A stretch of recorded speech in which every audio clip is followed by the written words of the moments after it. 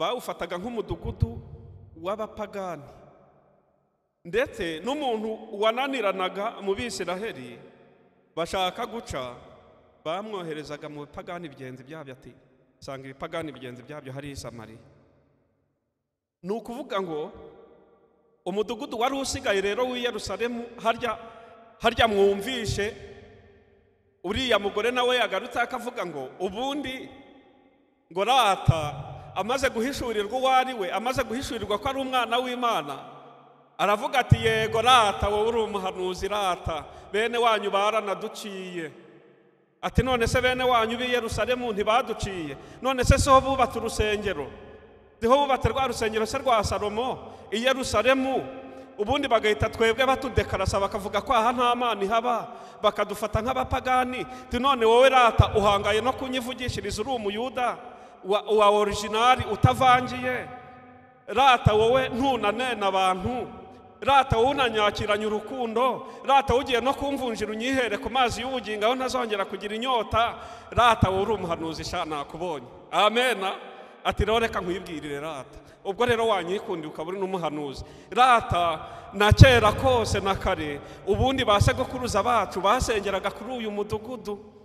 Ati aha hantu ubona ko iri riba, ati ni iriba rya Yakobo, kandi mwibuke amateka ya Yakobo ko ariho hakomoka Abisiraheli, ubwo Imana yamuvunjiraga imubwira ngo ntabwo uzongera kwirwa umuriganya ukundi, ahubwo ugiye guhinduka umugisha, ngo guhera none aha wiswe Isiraheli. Aho hantu rero iryo riba ryari irya Yakobo. Urumva ko hari ahantu i Samariya ntabwo nawe hari ahantu ho guteshwa agaciro cyangwa kunegirija, ahubwo nuko abayuda nyine bari barabanemye babashyiraho icyo cyasha.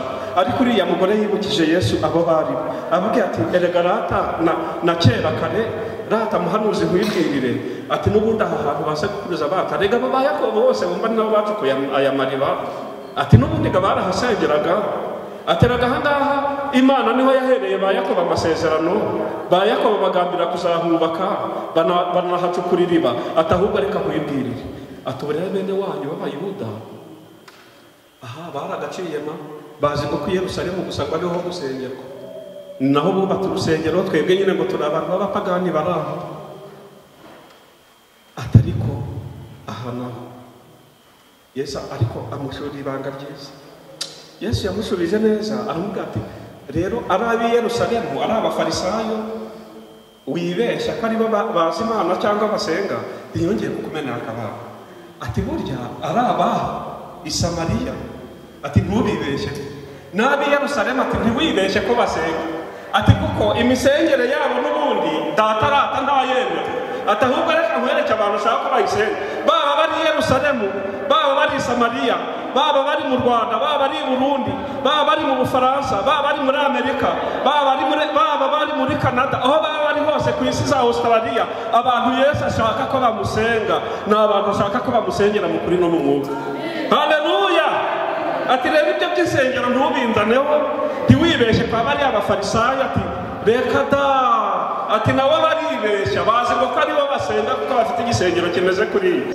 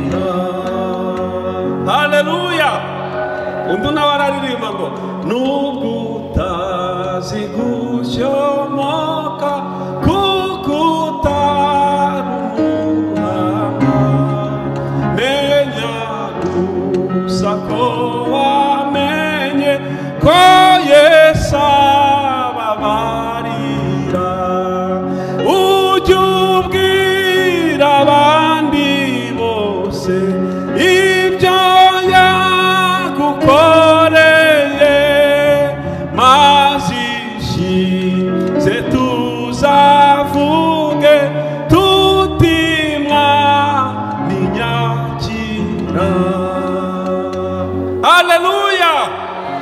Nguwo umuntu wanyweye kwa aya mazi ntabwo ashobora kubihisha, hoya ntabwo kubihisha byamworohera. Atambuka mu mudugudu hose ababwira ati mwamubonye Yesu wa wundi bavuze twahuye, yampaye ku mazi ye.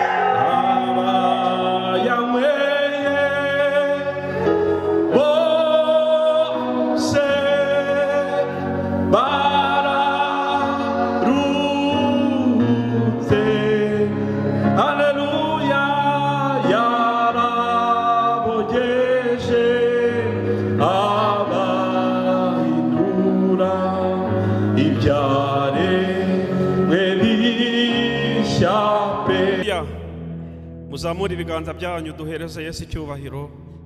Icyubahiro ni icy'Imana. Tugiye kuvuga amagambo atari kure y'iyo ndirimbo n'ubundi turirimbye ijambo ry'Imana kandi mwarangije kuryumva. Ravuga ngo umuntu wayanyoye wese ngo ryaramwogeje rimuhindura umwana w'ubugingo. Amen. Reka dusome ijambo ry'Imana riri muri Yohana ibice 4 turahera ku murongo wa mbere. Iyo nkuru niyo tugiye kuganiraho. Yohana ibice 4 duhereye ku murongo wa mbere.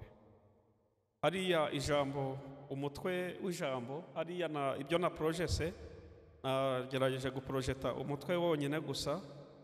Iravuga ngo siti savelo do Dieu. Yuba waruzi, yuba waramenye, waragize amahirwe yo kumenya impano y'Imana. Hari igihe icyo bita grâce cyangwa ubuntu, hari igihe ubuntu butambuka ku muntu ntabimenye akabukerensa. Ariko Yesu yabajije muri iyi nkuru tugiye gusoma ashimangira ubwo buntu. Aramubwira ngo iyuba wamenye impano y'Imana, iyo wamenye uwo muvugana, iyo wamenye uwakugendereye uwo ari we, iyo wamenye umuntu mwahuriya. Uzi ko hari igihe tujya dusurwa n'ubuntu bw'Imana tukabukereza, tukabukwepa, tukajya tubunyura ku ruhande. Ariko iyaba twamenyaga ubuntu bw'Imana, amen, iyaba twamenyaga impano y'Imana, yaba twamenyaga urukundo rw'Imana, yaba twamenyaga uburinzi bw'Imana, yaba twamenyaga uburyo Yesu agira neza, iyaba twamenyaga ubuntu bw'Imana, yuba twari tuzi impano y'Imana. Haleluya. Yuba twari tuzi agaciro k'amaraso ya Kristo, yuba twari tuzi agaciro k'urukundo Imana yadukunze. Imana ishimwe. Ngo nuko umwami Yesu amenya ko abafarisayo bumvise ko yigisha kandi abatiza benshi arusha Yohana. Icyakora Yesu bwe siwe wabatizaga ahubwo n'abigishwa be. Nicyo cyatumye ava i Yudaya agasubira i Galilaya. Rero ari mu iyo nzira, donc urumva ni itinerary, hari itinerary tugiye kuvugaho ya Yesu. Urugendo yakoze rumuvana ahangaha i Yudaya cyangwa se i Yerusalemu agasubira i Galilaya. Tugiye kureba imirimo yakoreye muri iyi itinerary yo kuva i Yudaya kugera he i Galilaya, nicyo bishatse kutwigisha twebwe abariho none. Noneho ngo yiyumvamo ko akwiriye kunyura i Samariya. Ngo hari izindi nzira yashoboraga kunyura, ariko ngo yiyumvamo ko akwiye kugira ate kunyura i Samariya. Muri wa mudugudu ndibuze ko babwira ibyawo neza muri iki cyigisho, babwira i Samariya impamvu Yesu yahanyuze, kandi atariho wenda yagombaga kunyura, kuko ngo yiyumvishijemo ko akwiriye kunyura he i Samariya. Mbese ni nk'uko waba uri kujya mu Bubiligi, aho kunyura Mese ngo uhinguke Luxembourg, noneho uhita usohoka ufate Belgique, ukiyumvamo ko udakwiriye kunyura Luxembourg, ahubwo ushobora gutaraverisa mu Budage ugahinguka aho bita za Verviers, ukomeza ujya muri gahunda zawe ukabugeze n'ubundi he mu Bubiligi. Nanjye hari igihe bijya bimbaho da, igihe ndeba ngakwepa na bya byuma biturya amafaranga bata, ariko wagikwepa akubitamo itinereri ituma ngikwepa nuko nkinyurira y'Ubudage nkambuka hakurya mu Bubiligi. Na Yesu rero yumvishijemo muri itinereri yari agiye gukora yo kuva Yudaya ajya i Galilaya ngo yiyumvamo ko akwiriye kunyura i Samariya kubera umugambi w'Imana yari ifite kuri aba bene data b'i Samariya. Abayuda bari baratenze babafata nk'abapagani. Noneho ngo nuko agera ku mudugudu w'i Samariya witwa Sukara, bugufi bw'igikingi Yakobo yahaye umwana we Yosefu. Kandi aho hari iriba rya Yakobo. Nuko Yesu ananijwe nuko yagenze cyane apfa kwicara kuri iryo riba. Hari nk'isaha 6. Yesu yarananiwe, yakwepye inzira ya bugufi ajya kunyura i Samariya kure, bituma nyina ananirwa. Nanjye se nubwo nababwiye ko nyankwepa biriya byuma biturya amafaranga ugira ngo ntibagaruriza mu rugendo. Nuko aho niba hari kugeraho saa 4 ushiduka yagezeho saa 6. Nubundi ayo kwari kwishyura cya cyuma ukayishyura karibira. Ntacyo bayobewe, babikoze babizi. Nawe rero ngo agera i Samariya agize ate? Ananiwe. Kuko yari umuntu, Yesu yigize umuntu kugira ngo abane natwe. Yarasonzaga nk'uko natwe dusonza. Yari yagendaga n'amaguru nawe yarananirwaga cyane ko umva yaranayagenze rero. Yarayagenze pe. Ntugire ngo hariho tekinoloji cyangwa fasilite nk'iriho uyu munsi. Ubundi ngewe njya nibaza n'impamvu tutakorera Imana. Imana yadushyiriye ku nzira yacu instrima zose cyangwa ibintu byose byagatumye tugomba gukorera Imana. Ushobora kujya aho ushaka kujya hose bikakwemerera. Yewe utanahageze wenda ngo utege indege cyangwa n'imodoka, basi hagereshe tekinoloji. Ubu natse nk'amatelefone abajene baraha za Instagram zabo ko mukwabure nzawukora. Za Instagram zabo, za TikTok, za YouTube, za Facebook, harya ibindi n'ibiki. Hateye byinshi noneho hari n'ibyo ntazi. Izo social media zose ubu ndebye wasanga umuntu byibuze ujya wibuka rimwe mu cyumweru nivugire rimwe mu cyumweru cyo guparitaja wenda ijambo ry'Imana ngo abandi bajene bamenye ko nawe yamenye Imana. Ahubwo usanga bari muri za ndirimbo za gutya, irya za gutya, usanga ari ibyo bibereyemo. Usanga hari kureba umukinnyi mwiza wa Hollywood wasohotse, umukinnyi mwiza w'umupira w'amaguru wabasohotse uwo munsi. Ni ibyo ngibyo byaturangaje, kandi ndashaka kubibutsa ko ibyo bintu byose turangariyemo ari instrima nziza Imana yaduhaye kugira ngo abakristo natwe tuyiprofite, tuyibyaze umusaruro wo kugeza ubutumwa bwiza kure, abatari kuzamenya Imana bayimenye ko bwawe. Niba rero ufite smartphone ishobora gutuma ugeze ubutumwa kure hashoboka, ukaba wibereye n'ubundi mu by'isi nk'ibyo abisi bakora batamenye Imana, akaba ari byo nawe uhugiwemo, menya ngo ntabwo uri gukora icyo Imana yakuzaniye ku isi, ukavukira muri kino gihe cya tekinoloji. Amen. Ako kantu ngiye kugasubiramo. Niba ufite smartphone na internet byiza biri furu kabisa, ukaba wihugiwe muri ibyo bintu mvuze kuri social media, uri gutakaza intego y'icyatumye Imana yemera kutungukira kuba muri iyi si y'iki gihe cya tekinoloji isi igezemo. Kuko nestrima Imana yaduhaye kugira ngo usakaze ubutumwa bwiza bwa Yesu Kristo. Ubwo se mbabwiye nabi basi?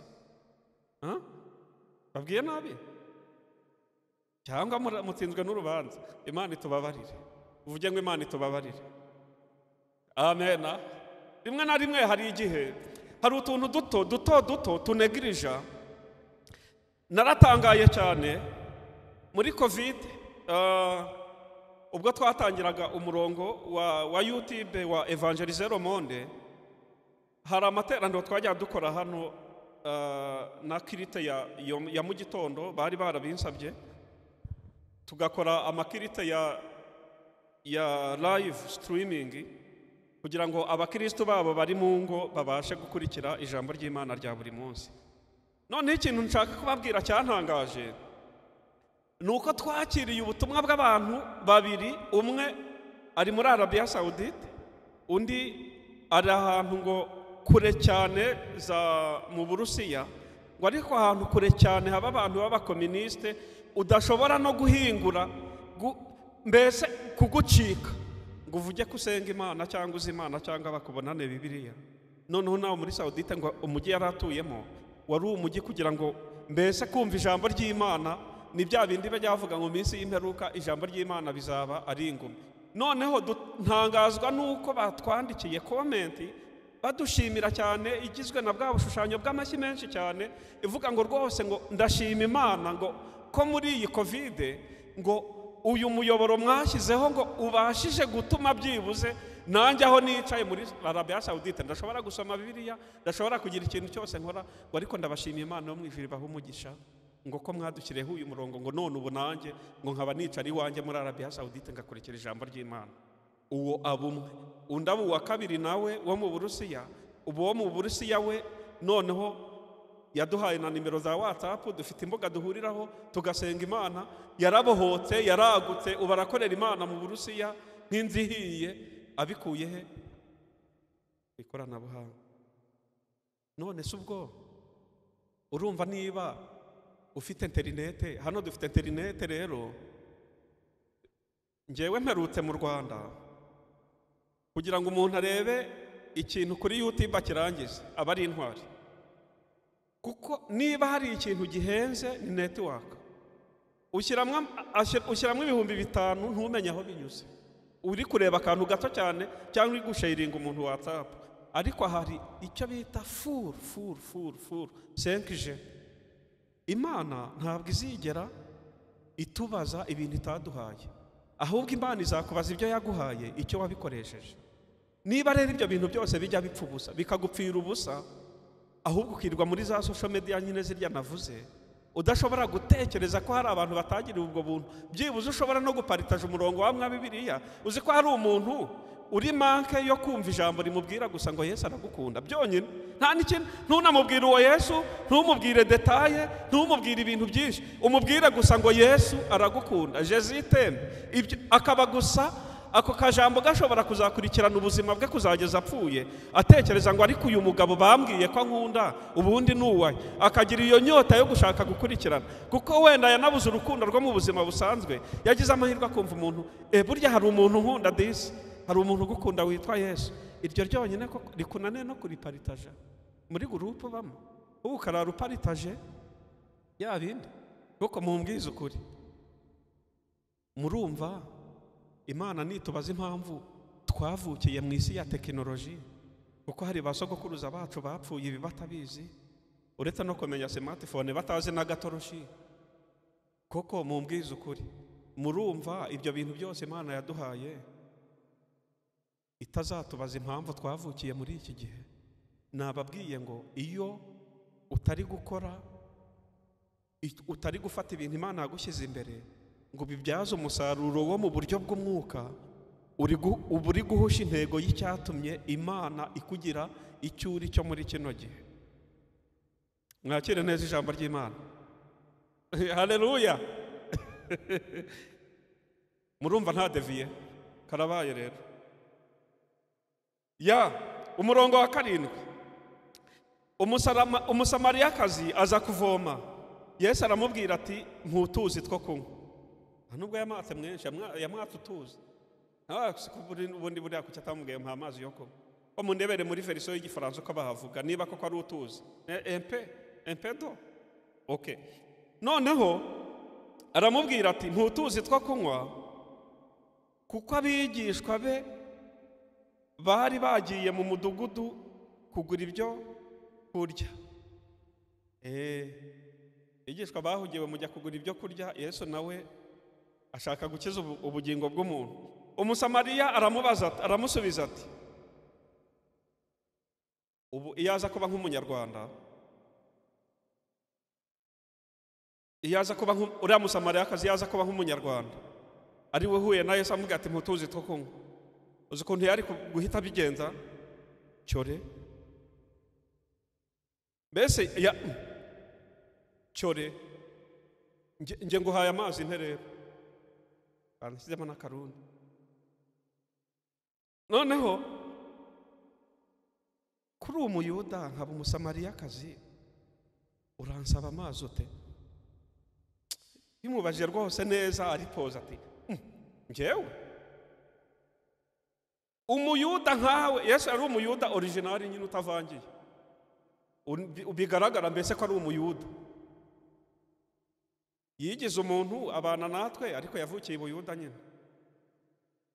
Noneho ngo icyatumye abaza atyo nuko abayuda banenaga abasamariya. Yesu aramusubiza ati iyaba waruzi impano y'Imana ukamenya n'ugusabye amazi uwo ari we, nawe uba umusabye nawe akaguha amazi y'ubugingo. Undi ati databuja, kudafite icyo uvomesha n'iriba rikaba rirerire, none se ayo mazi y'ubugingo wayakuye he? Mwumva iki kiganiro? Donc umusamariya yibajije ukuntu agiye kumuha amazi nyine yavomye, ariko we nta kibindi afite. None se aya mazi arayamuhata? Bamubwiye ngo nawe ngo yamuha andi mazi, ngo yamuvunjira akamuha andi mazi. Mbese uruta sogokuruza Yakobo wadufukwiriye iri riba, kandi akaba yaranywaga amazi yaryo ubwe n'abana be n'amatungo ye.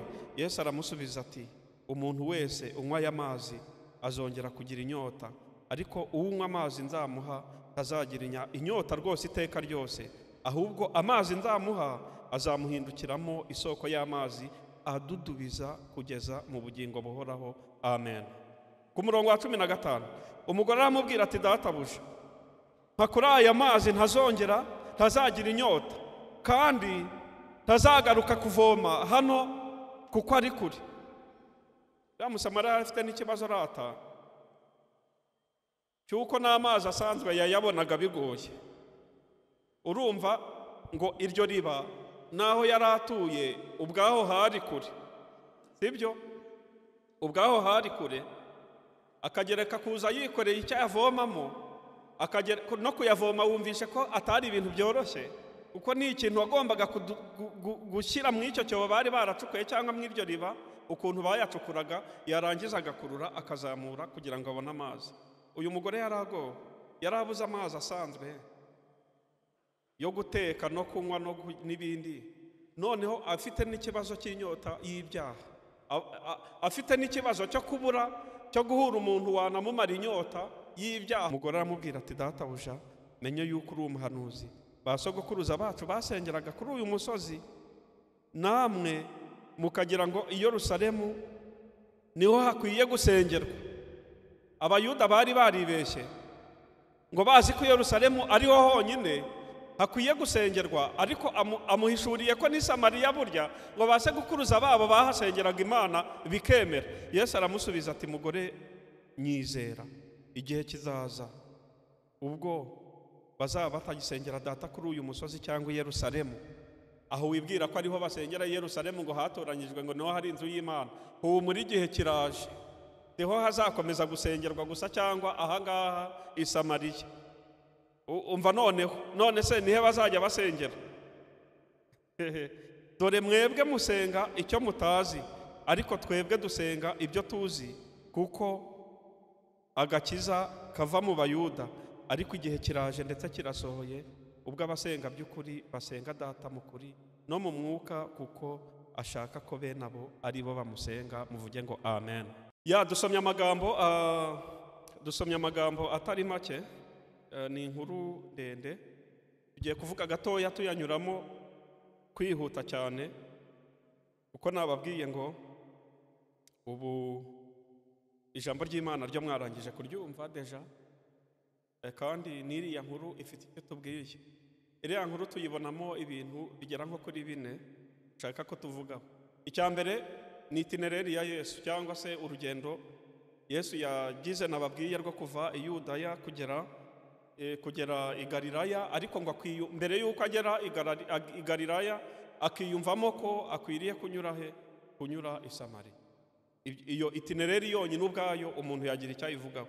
Ikindi cya kabiri ikiri mu iyi nkuru ni iriba, cyangwa se iriba. Iri riba naryo umuntu yagira icyo arivugaho. Noneho icya gatatu kiri muri iyi nkuru ni uriya mugore wahuye na Yesu kandi bagahurira ku iriba. Kuki? Ni ukubera iki Yesu yashatse ko cyangwa se kuganira n'uriya mugore ku iriba?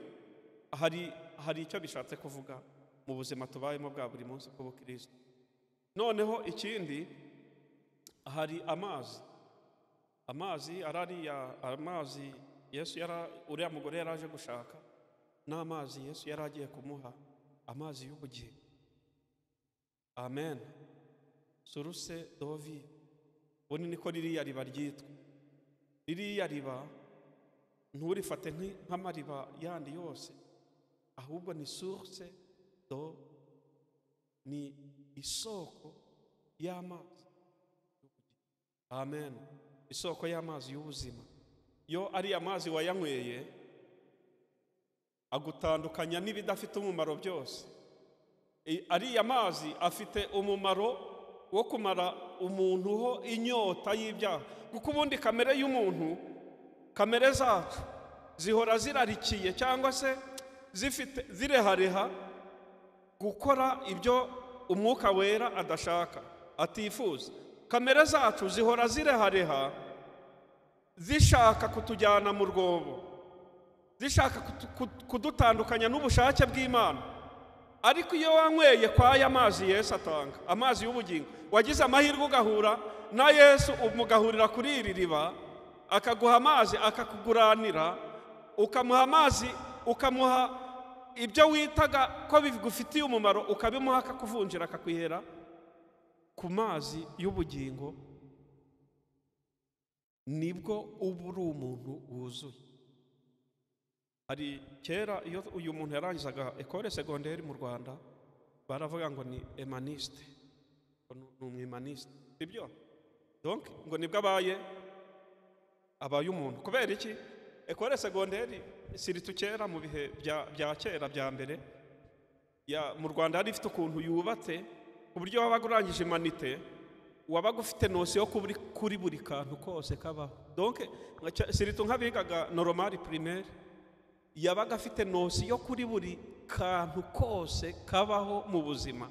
Umuntu wize normal primaire afite akanosiyo ku tuntu twose, kuri science, ku mibare, ku ndimi, kuri lettre, kuri geography, kuri biology. Bese bafataga utuntu twose bakaduteranya bagaha umuntu iyo bagage. Niyo mpamvu bamwitaga umwimaniste. Cyo kore agera muri université bikivangura muri twatundi yagiye yiga tuvangavanze ukuntu tumeze ukuntu, akarobanura akantu kamwe akaba ariko akurikira muri education. Noneho rero ndashaka kubabwira, nubwo noneho mwutwo tuntu twose watwiga, ndetse buri kantu kose ukagenda ukaminuza, science uminuza, math uminuza, computer uminuza cyangwa technology, za multimedia ukaminuza, za science ukaminuza, byose mbese ibintu byose bibaho. Ariko iyo utagize amahirwe yo guhura n'uyu mugabo ngo akumare inyota y'ibyaha, nta ubutaraba umuntu n'ubundi. Umuntu aba umuntu wuzuye, kuko nubwo ibi ngibi byo utaba wifite, ariko wifitiye kwa aya mazi Yesu atanga, ubu uri umuntu w'agaciro. Haleluya. None se nta bantu mujya mubona bafite ibi bintu byose n'ibiruta ibi, ariko babayeho mu buzima bwo kubabarirwa, mu buzima buteye agahinda, kubera ko batagize amahirwe yo kumenya umuntu utanga amazi y'ubugingo, aha kumara inyota y'ibyaha, aho utazongera kwirirwa wifuza gukora ibibi, ahubwo ugahinduka umuntu w'agaciro mu maso y'Imana, ndetse n'umuntu w'agaciro mu maso ya societe. Haleluya. Niba rero mushaka kuba abantu, mwifuze kunywa kuri aya mazi. Noneho rero iyi nkuru ni iki tugiye kuvuga d'abord kuri Samariya. Aha ngaha i Samariya wari umudugudu n'ubundi utari kure y'Iyudaya. Mutaza kugira ngo hari kure cyane, ntabwo hari kure. Ariko abayuda kubera za histoire ndashatse kuvuga, bari barabatenze babafata nk'abapagani. Bawufataga nk'umudugudu w'abapagani, ndetse n'umuntu wananiranaga mu Bisiraheli bashaka guca bamwoherezaga mu bipagani bigenzi byabyo, ati sanga ibipagani bigenzi byabyo hari i Samariya. Ni ukuvuga ngo umudugudu wari usigaye rero w'i Yerusalemu, harya mwumvishe uriya mugore nawe yagarutse akavuga ngo ubundi ngo rata amaze guhishurirwa uwo ari we, amaze guhishurirwa ko ari umwana w'Imana, aravuga ati yego rata wowe uri umuhanuzi rata, bene wanyu baranaduciye.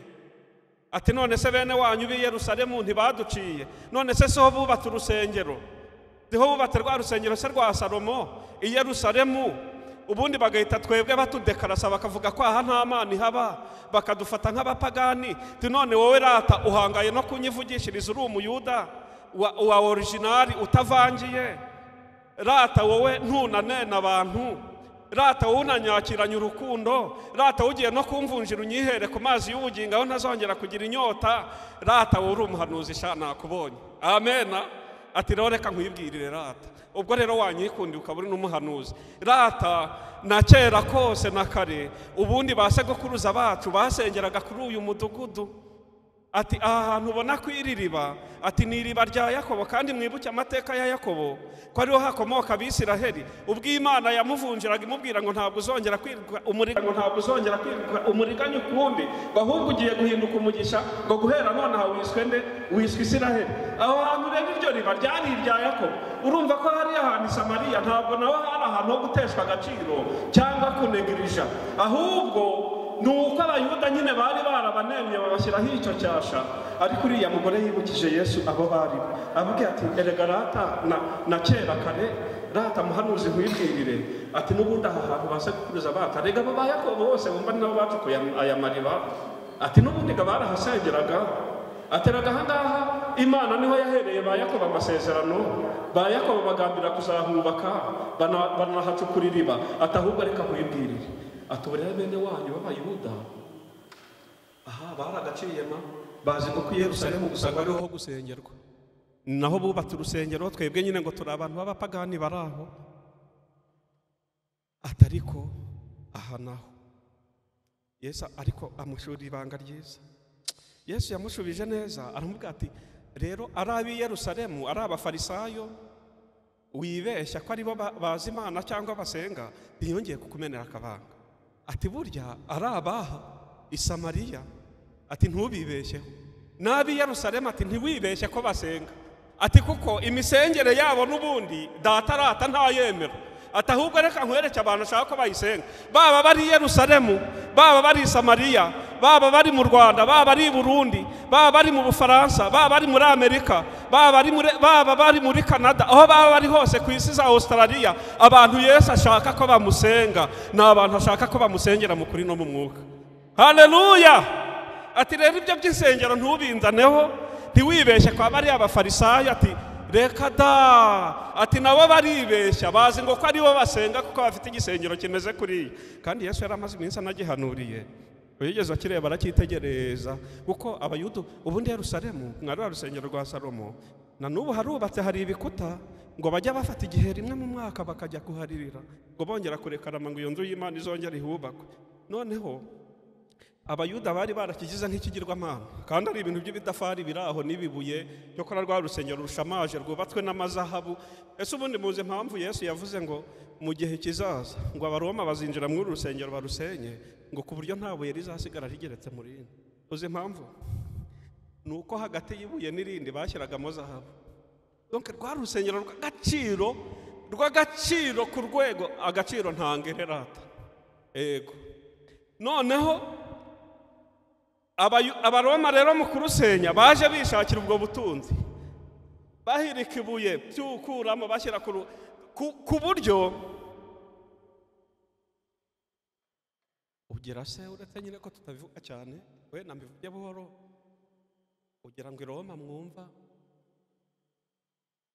ibintu byubatse Roma ubu hateye ubwoba, naho ntuhakeneshe. Ubu ndavuga no muri iki gihe yasenga ibyo bibuye biri i Roma n'ibiki byose, ibyinshi by'ibyo bagiye bapiye ahantu quelque part. Noneho Yesu aramubwira ati ntimwibeshye, ati kuko n'ubundi abantu data ashaka ko bamusenga ntabwo ari mwene ntabasengera muri icyo gisengero uvuga, ahubwo data arashaka abantu bamusengera mu kuri no mu mwuka. Reka mvuge ku iriba gato. Kuki Yesu yaganiriye n'uyu mugore ku iriba? Iri riba rishatse kuvuga iki? Kandi ndashaka kubibutsa, ubundi iriba bisobanura ahantu ha reconciliation, ahantu abantu babiri bashobora guhurira bari bafitanye amakimbirane bakayarangiriza ku iriba baje kuvoma. Ndagira mbibutse amariba.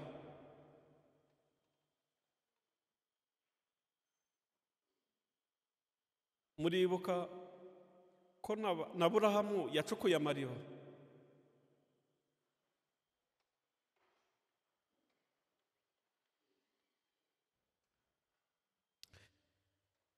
Iyi nkuru rero nziza y'agakiza tubonye nyine iyi histoire yo ku iriba, ndashaka kubibutsa ko iriba ryahuje abantu benshi muri Bibiliya. Nawe ni icyazaguha amahirwe nawe mwa basore mwe niba ushaka kurambagiza ukazahura n'umukobwa uwo muzabana mugahurira nko ku iriba, wahugize amahirwe, wahugize amahirwe. Na Yakobo yahuriye na Rasheli ku iriba, barabyumvikanaho ati okay ku iriba. Mose ari guhunga, muzi ko yanyuze nawe ku iriba, ari ku iriba ari ryo ryamugejeje kuri itinereri yo guhura na mwene wabo aho yabaye imyaka myinshi. Ngo yigereye ku iriba ngo agasanga abagaragu babi bari gukubita abakobwa bo kwa nyirarume, kwa nyirarume nde harya, yego kwa Yetiro, yego. Noneho ngo akabakiza, ariko abakiriza he? Ku iriba. Muribuka Aburahamu yohereza umugaragu we kujya gusabira Isaka umugeni. Umugeni yamuboneye si ku iriba. We yanabigize ikimenyetso, atumva rero ti rwose, ariko reka tureke wenda kwinjira mu izo nkuru ntaza kudeviya n'ubundi aho twari turi. Ariko mwibuke ko nabo bahuriye he? Bahuriye ku iriba.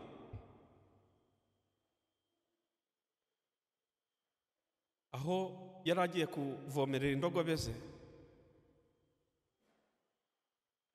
ati rero abantu cyangwa se umukobwa uri busange ku iri riba akaza kuvomerera, akaza kumpa ku mazi nkanywaho, akaza no kwidesida kuvomerera ingamiya zanjye cyangwa indogobe zanjye, atongo niyo bari umugeni data yanteguriye. Tuje uruhehe ku iriba. None na Yesu agize atya, aragiye ahuriye n'umusamariyakazi he? Ku iriba. Icyazaguha ngo uzahurire n'uwawe ku iriba? Waba ugize amahirwe. Uko hari igihe iyo utamukuye ku iriba hari igihe bigorana, ariko icyazaguha amahirwe yo gusobanukirwa iri riba icyo ari cyo n'ikintu tuhakura iyo tugeze ku iriba, cyangwa aya mazi tujya tuhavoma iyo tugeze ku iri riba. Amen. Noneho ngo iyi soko Yesu ayihuriyeho n'umusamariyakazi, ubone ntabwo wagira amahirwe yo guhurira na Yesu ku iriba ngo usubireyo uko waje. Amen. Ntabwo wabagize amahirwe yo guhurira na Yesu aha hantu. Uru rugendo rwa Yesu rero ikintu rwavugaga, rwashakaga guca agasuzuguro k'abayuda banena abasamariya banabita abapagani. Kuko Yesu ahantu yageze abantu bari ababiri baba umwe. Mwibuke ari ku musaraba yabwiye Yohana ati, rero Yohana abwira nyina ati, Yohana nguwo mama wawe. Abwirana na mama mama we Mariya aramubwira ati nawe mugore ati nguwo umwana wawe. Ibi bishatse kuvuga iki? Nuko Yesu yo ageze muzi impamvu nuko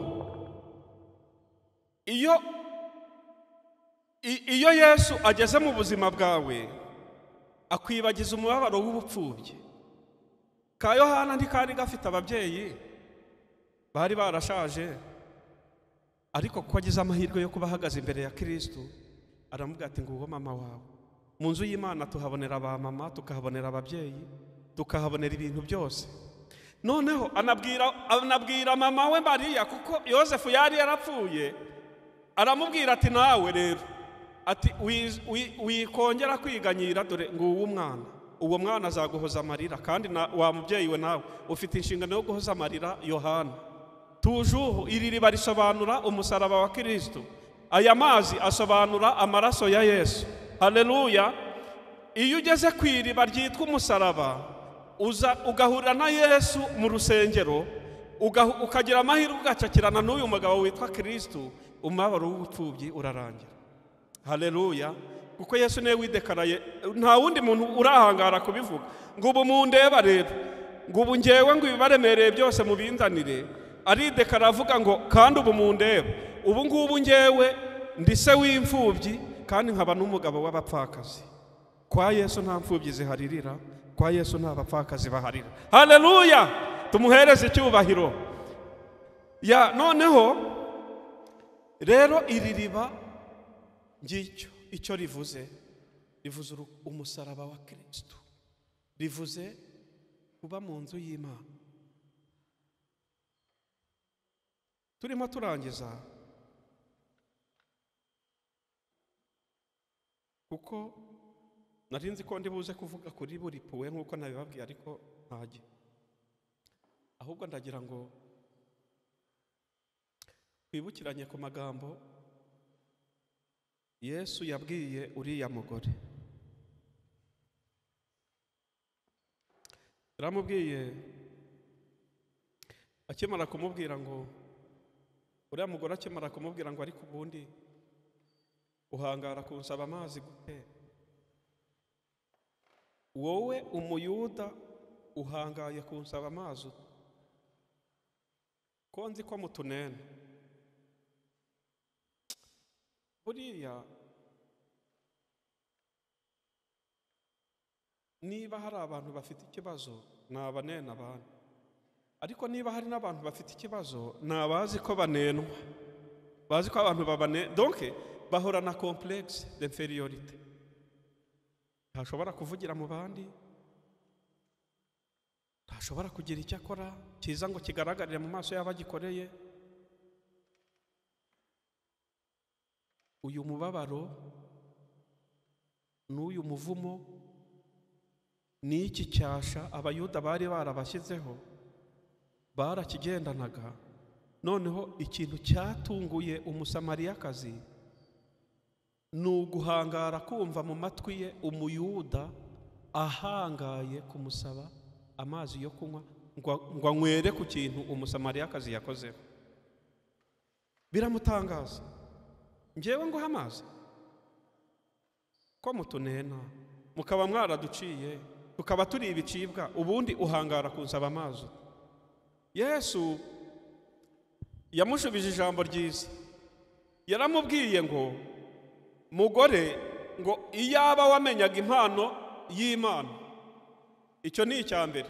Icya kabiri, iyaba wari ugize amahirwe Imana ikagukora ku maso, ukamenya umuntu ugusabye amazi uwo ari we, ngo wakamusabye ngo nawe akaguha ku yandi mazi y'ubugingo, ngo aho utazongera kugira inyota ukundi. Iyi nyota yavugaga ntabwo ari iy'amazi yari aje kuvoma, ahubwo yari inyota y'ibyaha. Ati ninguha ku mazi ngewe ntanga, ntabwo uzongera kugira inyota ukundi. Ikiganiro cyarakomeje, umusamariyakazi aza kumenya neza ko ari umuhanuzi.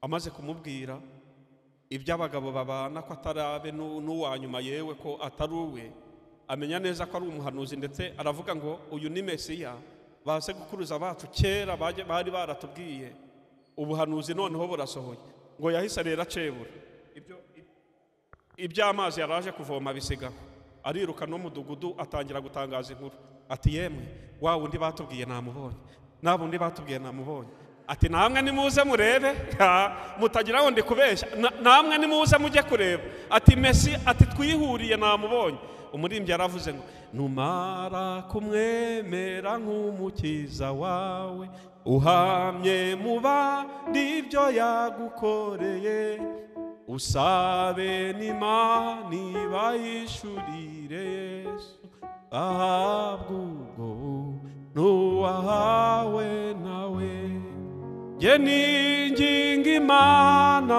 ngo ikwereke Yesu umwakire nawe nicyo gusa jye ninginga Imana ngo ikwereke Yesu umwakire nawe nicyo ngusabira kuri ubu njya ngira amahoro mu mutima nyawe na Yesu umukiza wanjye atemba nk'uruzi abisi ntibayazi icyamangasa ngo yahawe ninginga Imana ngikwereke Yesu umwakire nawe nicyo gusa ninginga Imana ngikwereke Yesu umwakire nawe nicyo usabira. Haleluya. Undi nawe araririmba ngo nubwo utazi gushomoka kuko utari umuhanga menya gusa ko wamenye ko Yesu ababarira ujye ubwira abandi bose ibyo yagukoreye mazishize tuzavuge tutimwa ninyakira. Haleluya. Nguwo umuntu wanyweye kwaya mazi ntabwo ashobora kubihisha. Hoya ntabwo kubihisha byamworohera atambuka mu mudugudu hose ababwira ati mwamubonye Yesu wa wundi bavuze twahuye yampaye ku mazi ye. Muhaguruke dusenge Imana tubwira Mwana ngo Mwana turashaka kuduha kwaya mazi tutazongera kugira inyota. Turashaka kongera ugahaza ubugingo bwacu bw'umwuka bukongera guhazwa nawe. Turashaka kongera guhembuka. Turashaka kongera kumva impumeko y'umwuka wera. Turashaka kongera kumva Imana mu bugingo bwacu. Imana iguhe kwaya mazi aho utazongera kugira inyota mu izina rya Yesu. Amen. Amen.